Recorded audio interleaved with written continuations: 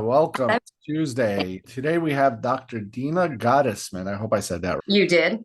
And the topic that we're going to be discussing is insights from the stethoscope to social media in the independent pediatric practice. Pretty cool. Very good. So Dr. Dina completed her pediatrics residency at Rainbow Babies and Children's Hospital at Case Western Reserve University Hospital in Cleveland. Yep. She attended medical school at the University of Pennsylvania School of Medicine, and she's one of the leading partners at South Riding Pediatrics, which we have interviewed Dr. John before, who is the son of the original Dr. Farrell that started the first practice in Reston. Welcome, Dr. Dina or Dina, and it's a joy to see you again. How have you been? Thank you. Thank you. I'm doing well. Thanks for having me. We always ask everybody, why did you become a pediatrician? So I always say I am not one of those people that figured it out when I was 6 years old. What do you want to be when you grow up? I came to it gradually. I knew from a pretty young age that I was more of a science math person than like an art, music, English history person. And I had no idea as to what I wanted to do with that. And in high school, I took AP Bio, and my teacher, Mrs. Adler, was saying, hey, you really like biology. I'm like, I really do. I think I want to be a researcher or something. I don't know. She's like, you've ever thought about going to medical school and being a doctor? And I really hadn't. I hadn't thought about it at all. And so she was the first person who put that in my head. And the other thing for me as an animal lover, I was actually tossed up between medical school and veterinary school for a really long time. I didn't know which. I knew I wanted to care for creatures. I wasn't sure whether to go the human way or the animal way.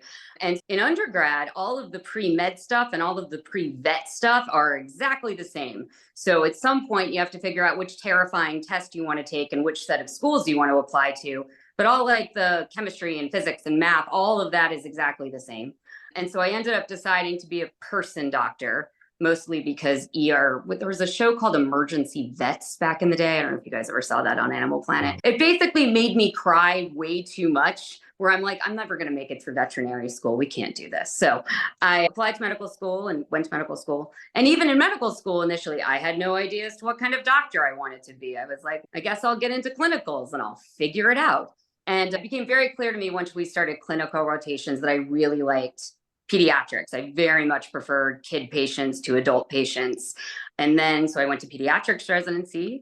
And then even at the beginning of pediatrics residency, what kind of pediatrician do you want to be? I don't know. Do I want to be a generalist?